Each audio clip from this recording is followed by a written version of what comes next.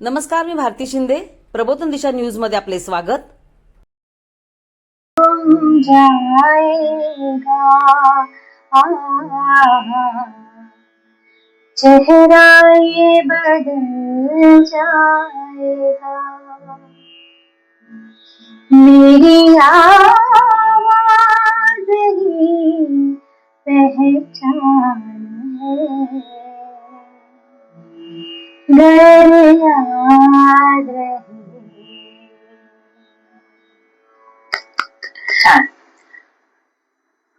नमस्कार मॅडम. प्रबोधन दिशामध्ये आपलं सहर्ष स्वागत आहे. सुमिता सूर्यवंशी मॅडम आहेत, गायिका आहेत. आपण जागतिक महिला दिनानिमित्त त्यांना आज महिला कोणत्या कोणत्या क्षेत्रात नाहीयेत, भरपूर अशा क्षेत्रामध्ये महिलांनी आपली कारकीर्द गायिका आहेत, तर त्यांच्या गाण्याच्या स्वरातून त्यांनी ओळख करून दिली की त्या लता दिदींच्या आपण त्याची झलकच पाहू. आपण सुरुवात करूयात. आपण त्यांच्या आवाजाने आपण त्यांच्या कार्यक्रमाची सुरुवात तर केलीच आहे, पण मॅडम तुमची काय ओळख आहे ती करून द्या. माझं नाव सुनीता सूर्यवंशी. मी ऐरोलीमध्ये कार्यरत आहे. माझे स्वतःचा स्टुडिओ आहे गाण्याचा, आणि बऱ्याचशा मुलांना आम्ही एका छताखाली आम्ही वेगवेगळे वाद्य म्हणा किंवा गाणं वगैरे आम्ही एकत्र शिकवतो. मुलं घडवत आहोत, त्यांना स्टेज आम्ही देतो, आणि याच्यातनं मुलांना एक खूप मोटिवेशन चांगलं मिळत आहे, आणि मुलं खूप छान तयार होत आहेत.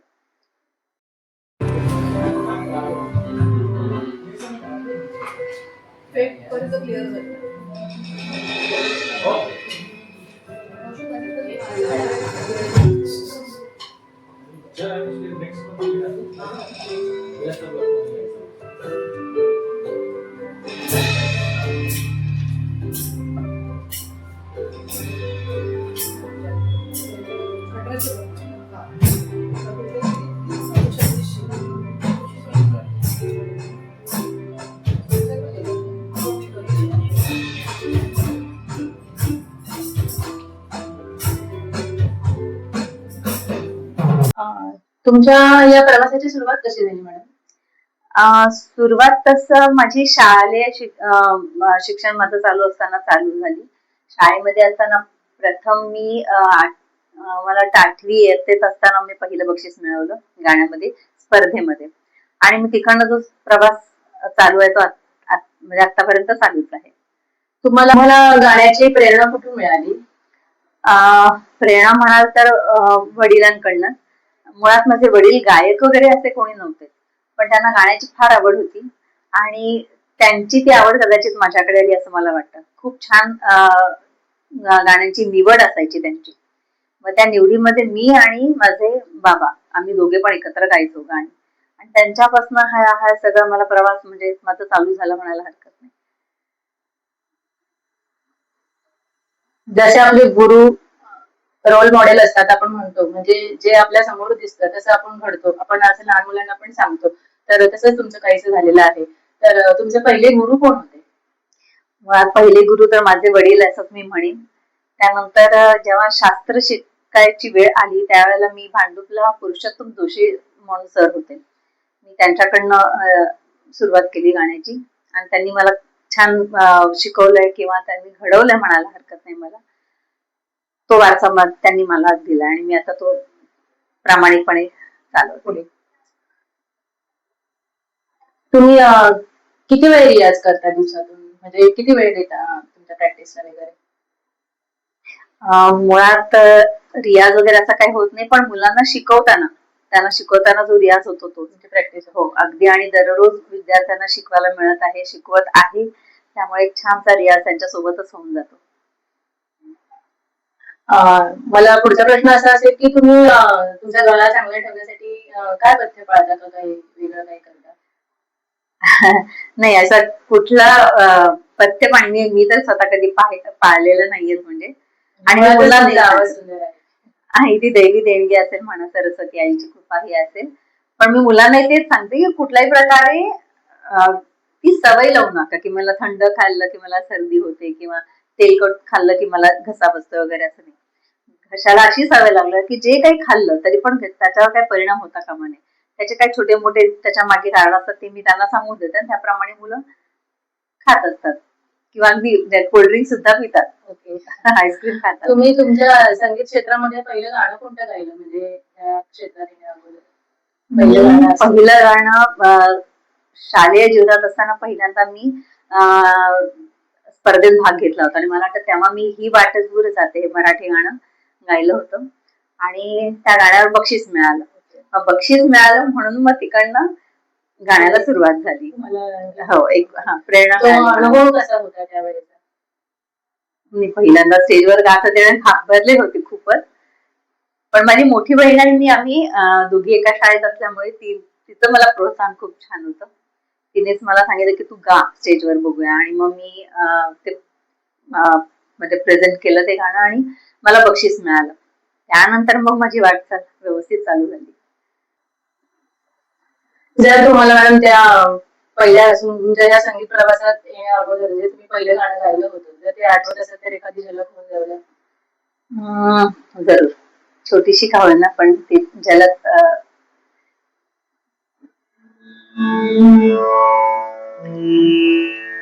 ही वाट दूर जाते, ही वाट दूर जाते, स्वप्नामधील गावा, ही वाट दूर जाते, स्वप्नामधील गावा, माझ्या मनातला का तेथे असेल रावा, ही वाट दूर जाते. अतिशय सुंदर मॅडम. तुम्हाला ह्या सगळ्या प्रवासामध्ये कोणती आव्हानं आली, असं काही आहे का? नाही, आव्हानं बरीच आली. मुळात मी लग्नाआधी शिकले नव्हते. मी नुकतंच अशीच गात होते आणि छान चाललं होतं ते, पण मला जाण नव्हती गाण्याची की कसं गाणं प्रेझेंट करावं वगैरे. पण लग्नानंतर मी शास्त्रीय संगीत शिकायला घेतलं आणि मग शास्त्रीय संगीत शिकताना लग्न झालेलं असल्यामुळे संसार, मग मूल आणि मग हे तो सगळा प्रवास असा फारच अवघड होता. पण म्हणतात नाही, आवड असली की सवड होते, तसं झालं माझं आणि मी आवडीमुळे कदाचित इथपर्यंत पोहोचले. प्रवास तो केला पूर्ण. तुम्हाला अजून एक प्रश्न की शिकवणं सोपं की शिकणं सोपं? शिकणं सोपं, शिकवणं अवघड आहे. शिकवणं म्हणजे आपण ज्यावेळेला विद्यार्थी घडवत असतो त्यावेळेला त्याला शिकवताना आपल्या पण गळ्यातनं आपल्याला ते काढून त्याला ते तिथपर्यंत त्याच्यापर्यंत पोहोचवावं लागतं आणि पुन्हा पोहोचवून त्याच्याकडनं ते काढून घ्यावं लागतं. त्यामुळे शिकवणं नक्कीच अवघड आहे. अगदी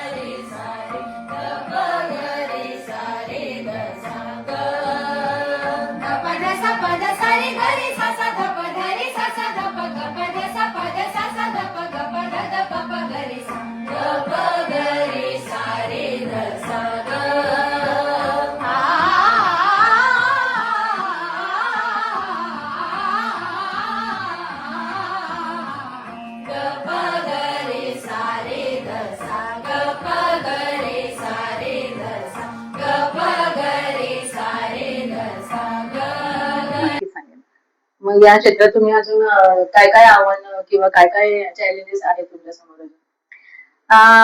नाही, कसं आहे, आता मी स्वतः शिकल्यामुळे मी क्लासेस टाकले आणि क्लासेस टाकल्यामुळे माझे जे आता टीम आहे, माझे सर आहेत, माझ्या मॅडम यांच्या सोबत असतात, आम्ही सगळे मिळून एकत्र मुलं छान घडवत असतो आणि या मुलांना स्टेज देणं हा आमचा म्हणजे पहिला किंवा आम्ही पहिला आमचा मानतो की मुलांना नुसतं शिकवणं यात काय अर्थ नाही. त्यांना जे शिकवलं आम्ही ते त्यांनी मुलांनी प्रेझेंट करावं यासाठी आम्ही प्रत्येक वर्षी एक अॅन्युअल फंक्शन आमचं असतं आणि डायरोलीमध्ये असतं आणि त्यामुळे खूप छान असं मुलं घडताना बघतो आम्ही आणि आम्हाला ते फार आवडत आहे सगळ्या.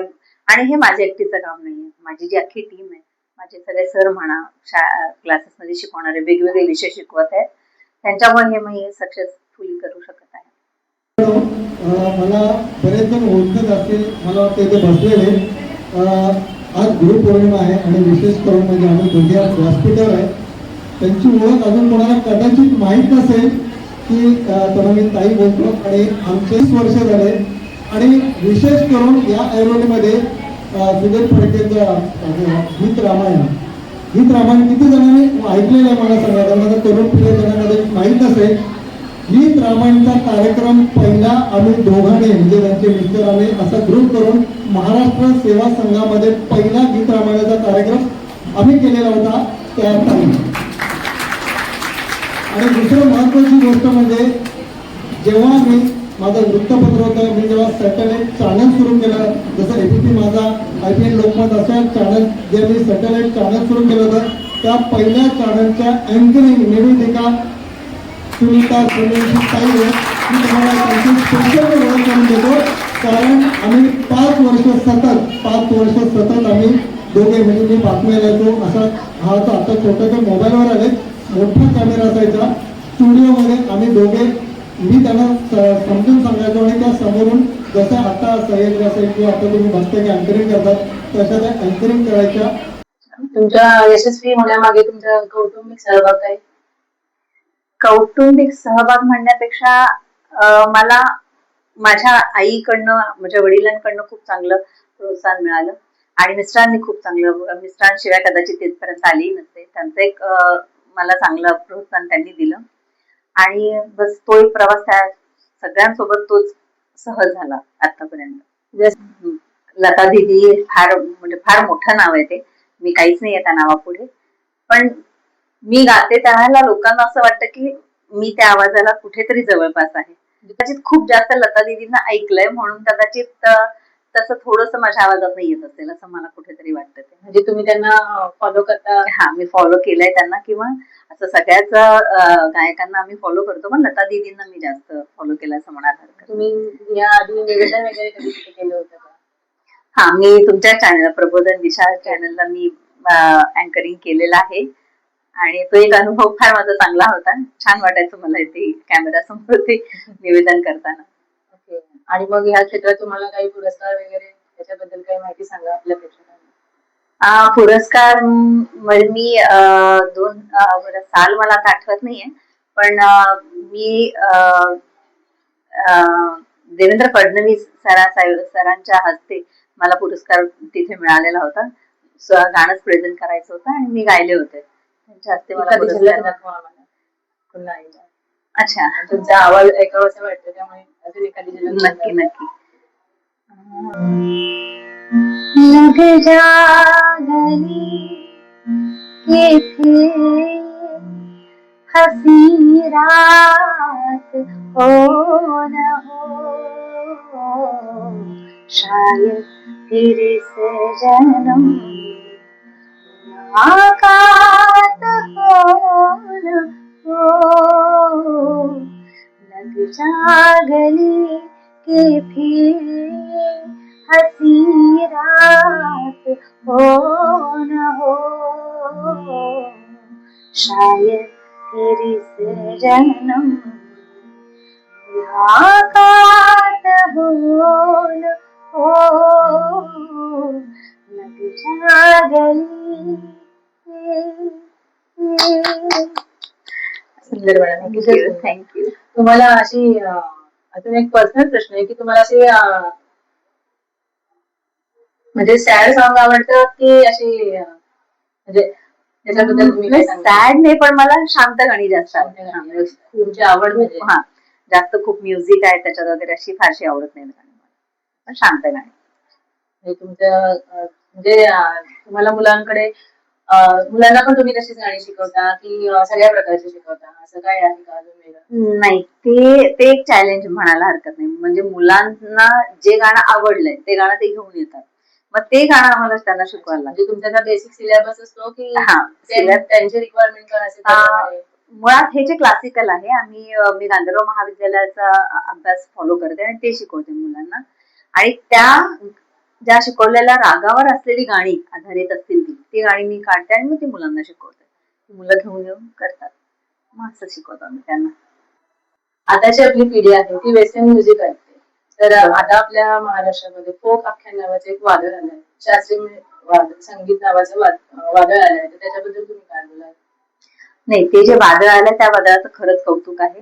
आणि तसं आजकालच्या जेनझीना म्हणजे आजकालच्या नव्या पिढीला जे वेस्टर्न खूप ऐकत आहे त्यांना हा जो ग्रुप आहे फोक आख्यानचा ते हे सगळं खूप छान पद्धतीने पोहोचवत आहे. त्याची गरज आहे.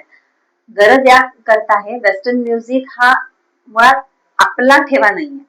हे आपल्या संतवाणीपासून आपण चालत आलेलो आहोत. क्लासिकल आपण शिकत आलेलो, खूप मोठे मोठे लोक क्लासिकल शिकवत आलेले आहेत.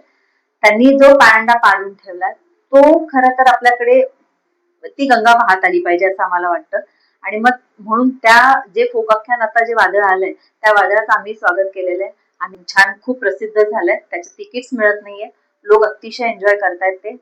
आम्ही पण जाऊ आणि तिथे जे आता ती वाद्य, जी जुनी वाद्य आपल्या देशात होती, जी पूर्वापार चालत आलेली, ती वाद्य आता आम्ही पण आणायला इकडे चालू केलेलं आहे. म्हणजे ती वाद्य सुद्धा आम्ही मुलांना शिकवणार आहोत. आणि त्याच्यामुळे चंडा म्हणा अशी जी वाद्य आहेत ही आता वाजली जात नव्हती कधी, ती सगळी वाजत आहेत आणि ती आम्ही सुद्धा घेतली आणि त्यात मुलांना शिकवतोय आम्ही. त्याच्यात जरूर अजून काहीतरी एक नवीन चित्र वेगळं निर्माण करू शकू आम्ही असंही वाटतं मला. मग ही नवीन पिढीची जी वेस्टर्न म्युझिक ऐकलेली जी मुलं आहेत ते त्यांना त्याच्यात रस आहे असं वाटतं का? वेस्टर्न कुठलंही, मग तुम्ही वेस्टर्न घ्या किंवा आपलं घ्या, याला बेस हा क्लासिकलचाच आहे. त्यामुळे क्लासिकलला पर्याय नाही. मग तुम्ही वेस्टर्न गा, तुम्ही फोक गा, जे काय गा, त्याला क्लासिकलला पर्याय नाही. क्लासिकल शिकल्यानंतर हे जे तुम्ही प्रेझेंट करणार ते अतिशय उत्तमरित्या अजून प्रेझेंट करू शकाल. मग किती वेस्टर्न असलं तरी सुद्धा क्लासिकलचा बेस असावा असं आम्ही सगळेजण प्रेमाने सांगू सगळ्यांना. तुमचं स्वतःचं असं काही वाद्यवृंद आहे का, की म्हणजे तुम्हाला असं कुठे बाहेर जायची कशी वेळ आली का? हो, माझं स्वतःचा वाद्यवृंद संगीत यात्रा म्हणून एक आहे आणि महाराष्ट्राची लोकधारा म्हणून असे 2 बॅनर माझे स्वतःचे आहेत. आणि आता जे तुम्ही बघाल जे शिक्षक आहेत माझे शिकवण, आम्ही सगळे एकत्र मिळूनच हे काम करतो आणि कार्यक्रम वगैरे आम्ही एकत्र मिळून करतोच. मग त्या प्रवासात तुम्हाला असं आता म्हणता येईल की जागतिक महिला दिनानिमित्त मी तुम्हाला विचारते की तुम्हाला ह्या प्रवासात म्हणजे वाद्यवृंद घेऊन जाताना वगैरे असं काही तुम्हाला वेगळं असं वाटतं का काही? म्हणजे मला असं विचारायचं की तुम्हाला काही चॅलेंजेस आलेत का त्या वेळेला? चॅलेंजेस म्हणजे काय आहे, एकतर कार्यक्रम उशिरापर्यंत चालू असतात. ते संपल्यानंतर जी कोणी मुलगी असेल, जी कोणी लेडीज असेल, तिने घरापर्यंत सुखरूप पोहोचणं गरजेचं असतं. यासाठी चॅलेंजेस जे मध्ये येतात ते कोणी रिक्षा चालवणारे असतात, त्यांच्या बरोबरीत असताना कोणी वाईट मस्ती करतात किंवा जे काय, तिथे मात्र मुलींना सगळेच म्हणतात की इथे म्हणजे सांभाळलं पाहिजे वगैरे, पण मुलींनी पण तेवढी ताकद दाखवली पाहिजे. ठीक आहे या सगळ्या गोष्टी. आता सरकारने काही नंबर पण दिलेले आहेत की ते नंबर फिरवले की लगेच हेल्प मिळते वगैरे असं. पण खरंच म्हणजे मी पण असं जरूर सरकारकडे मागणं करेन की अशा वेळेला ज्या वेळेला मुली बाहेर असतात त्यांना सुरक्षिततेच्या दृष्टीने अजून मोठं पाऊल काहीतरी उचलायला हवं. म्हणजे फक्त या क्षेत्रातल्याच नाहीत, अनेक क्षेत्रात मुली ज्या कार्यरत आहेत त्यांच्यासाठी खूप चांगलं पाय म्हणजे उचलावा सरकारने असं. वेळोवेळी बाहेर असतात मुली आणि त्यांनी घरीपर्यंत सुखरूप पोहोचणं गरजेचं असल्यामुळे थोडं स्ट्रिक्ट व्हावं सरकारने आणि मुलींना अजून खूप चांगल्या व्यवस्था त्यांची चांगली नक्की व्हावीच. हो. आता जागतिक महिला दिनानिमित्त मी तुम्हाला विचारेल की सगळ्या म्हणतात की महिलांना आरक्षण मिळतं किंवा महिलांना असा सन्मान मिळतो, तर खरंच हा सन्मान मुलांना स्त्रियांना मिळतो का? तुमचं काय मत आहे त्याच्याबद्दल? सुरुवात घरापासूनच व्हावी. घरात आधी किती सन्मान मिळतो त्याच्यानंतर पुढे बाहेर किती मिळतो हे कळतं खरं तर. आपला हा तो आहे, काही ठिकाणी मिळतोय, काही नाही मिळत आहे, काही ठिकाणी पण मिळावा त्यांना तेवढा तरी, कारण खरंच स्त्रीने जे दिलंय किंवा अजूनही देत आहे ना ते फार म्हणजे अप्रतिम आहे असं मी म्हणेन. त्या कुठेही कमी पडत नाहीत, कोणत्याही क्षेत्रात नाही ना घरात, म्हणजे जेवढा वेळ घरात देतात त्याच्यापेक्षा जास्त वेळ नोकरीत असतात, पुन्हा येऊन घरातलं करतात. त्यामुळे खूप सन्मान त्यांना मिळावा सगळीकडनं असं मी नक्की सांगेन. स्त्रियांचा सन्मान घरातून मिळण्यापेक्षा मला तरी वाटतं मॅडम, अजून एक पर्सनल, की स्वतःपासून आपण स्वतःला सन्मान द्यायला शिका. मग आपल्याला बरोबर. आपलं पाहून आपल्या फॅमिली देईल, मग समाज देईल, असं करता करता आपण स्त्रियांनी स्वतः एकत्र यावं आणि स्वतःचा सन्मान कसा राखावा तो त्यांनी दुनियेला दाखवून द्यावा. खूप छान आहे. तुम्ही या संगीत क्षेत्रामध्ये प्रगतीपथावर आहात मॅडम, आणि प्रबोधन दिशातर्फे तुमचं या क्षेत्रामध्ये खूप खूप अभिनंदन. आणि तुम्हाला आमच्याकडनं सर्व प्रबोधन दिशा आमच्या न्यूज चॅनेलकडनं हार्दिक स्वागत आणि चांगल्या शुभेच्छा.